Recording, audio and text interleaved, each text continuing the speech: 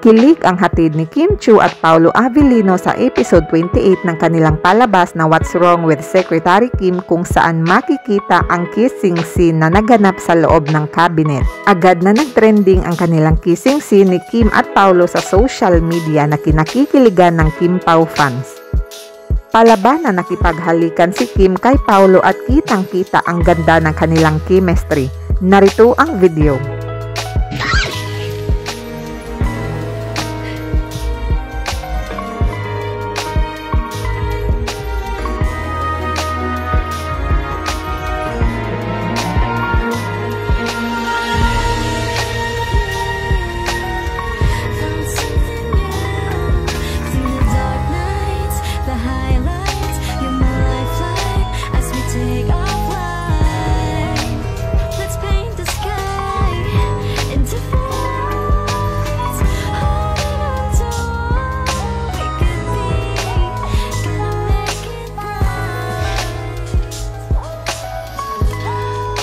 Don't worry.